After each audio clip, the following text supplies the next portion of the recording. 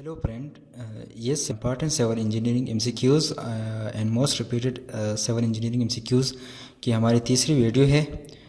इसमें हमने जिस तरह लास्ट टाइम हमने किया था highway engineering, public health engineering और इंजीनियरिंग मटेरियल की MCQs जो इम्पॉर्टेंट MCQs है वो शामिल किए हैं। आपसे गुजारिश है कि वीडियो को पूरा देखिए, लाइक करें वीडियो को, और अगर अभी तक आपने चैनल को सब्सक्राइब नहीं किया है तो बराए करम चैनल को सब्सक्राइब करें। So coming to the MCQs first is the distance measure along the center line of the road over which the driver can see the opposite object on the road surface is called। वो distance जो driver को आगे visible हो तो इस distance को क्या कहते हैं? Option A is side distance, option B is visibility, option C is clear distance, option D is none of these। So the correct answer for this is side distance। MCQs number second is the stopping side distance depends upon किस चीज़ों पे वो depend कर लेती है stopping side distance।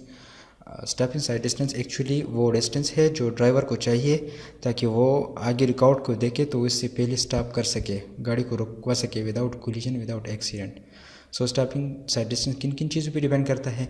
वो depend करता है option A is reaction time, option B is braking time, option C is speed of the vehicle, option D is all of these. So reaction time वो time है जिसमें driver decide कर लेता है कि मुझे स्टॉप होना है या नहीं होना है। The time in which the driver decide whether I have to stop और नॉट, तो इसको रिएक्शन टाइम कहते हैं। ब्रेकिंग टाइम वो टाइम है जिसमें वो डिसीजन उन्होंने लिया है but he is applying the brake, तो इस टाइम में जितना डिस्टेंस कवर होगा इनर्शिया की वजह से इसको braking. So the correct answer for this is all of these। The stopping side distance depend on all of these option। MCQs third is the reaction time of driver dash with the increase of speed। Speed की बढ़ने से reaction time पे क्या असर होता है? So the options are remain constant, it increase, decrease और none of this. So अगर गाड़ी की स्पीड ज़्यादा हो जाए तो इसमें ड्राइवर की रिएक्शन पे, रिएक्शन का ड्राइवर का ये है कि मतलब वो फैसला लेने का टाइम, तो अगर स्पीड ज़्यादा है तो इसके साथ फैसले करने का टाइम कम होगा। So the correct answer is it decrease, the reaction time decrease, he has to take the decision very sharp less time.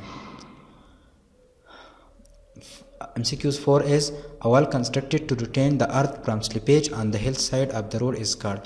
वो दीवार जो बनाया जाता है hill side of the road पे, तो इसको क्या कहते हैं? जो मटेरियल की स्लिपेज को बचाते हैं। तो इसके ऑप्शन है, इसको ब्रेस्ट वॉल कहते हैं, इसको रिटेनिंग वॉल कहते हैं, पैरापेट वॉल कहते हैं या none of these. So the correct answer of this question is breast wall.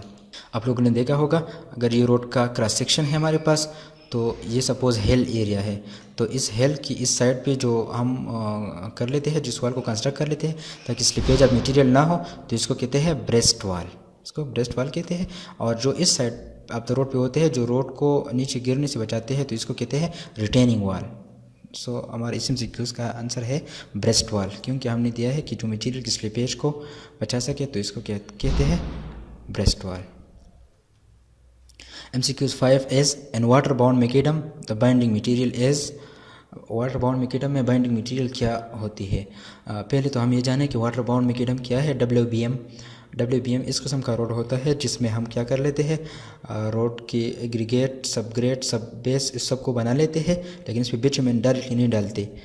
कुछ वक्त के लिए हम ट्रैफिक को अलाउड कर लेते हैं ताकि ये अपनी जगह ले सके।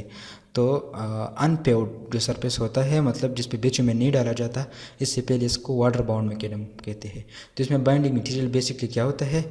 Option are sand, stone dust, cement and brick dust. The correct answer for this MCQs is stone dust. इसमें स्टोन डस्ट डाला जाता है, जो खाका जिसे हम कहते हैं, इसको डाला जाता है जो वाइड्स है इसको फिल करने के लिए। MCQ 6 is by boiling the hardness can be removed if it is due to। option are calcium sulfate, magnesium sulfate, calcium nitrate and calcium bicarbonate। और इसका जो सही आंसर है वो हमारे पास है option D, which is calcium bicarbonate। MCQ 7 is the standard BOD stand for biological oxygen demand at 20 degree centigrade is taken for the consumption and dash। तो अब ऑप्शन 1 डे में लिया जाता है, 2 days, 4 days और 5 days. The correct answer for this MCQs is 5 days. MCQs 8 is the best process of disinfection of public water supply is. हमारे पास public water supply को disinfect करने के लिए, इसको बैक्टीरिया वगैरह को कम करने के लिए, ख़त्म करने के लिए कौन सा अच्छा तरीका इस्तेमाल होता है? Option A is by boiling, option B is by chlorination, option C is by adding lime, option D is by adding zone. So the correct answer is chlorination. Public जो वाटर सप्लाई होते हैं इसमें हम chlorine को थोड़ा add कर लेते हैं ताकि ये बैक्टीरिया वगैरह को ख़त्म कर ले और एंड पर जब मिल जाए तो साफ़ पानी मिल जाए. इसको कहते हैं chlorination. Age of the tree is certain by, जो स्पेशलिस्ट है वो ट्री की एज को किस तरह मालूम कर लेते हैं? तो रेडियस ऑफ द स्टेम से कर लेते हैं या सरकमपेरेंस ऑफ द स्टेम से कर लेते हैं. Option C is by the number of the branches, option D is by the number of annual rings. So the correct answer for this MCQs is number of annual rings. आपने देखा होगा tree का cross section अगर suppose tree है तो इसमें annually rings इस तरह डेवलप होते हैं, एनुअली रिंग्स. तो इस रिंग से हमें अंदाज़ा मिल जाता है कि ट्री का एज इससे मालूम किया जा सकता है. MCQs 10 is PVC stand पर, PVC stand पर. Option A is plastic very compact, option B is polyethylene vinyl chloride, option C is polyethylene vinyl carbon, option D is polyethylene vanadium carbide. The correct answer is option B which is polyethylene vinyl chloride. ये थे हमारे आज के अहम MCQs. अगर आपको video पसंद आए हैं तो बेल आइकन को दबाएं ताकि आपको आने वाली वीडियो के बारे में नोटिफिकेशन मिल सके. Thank you.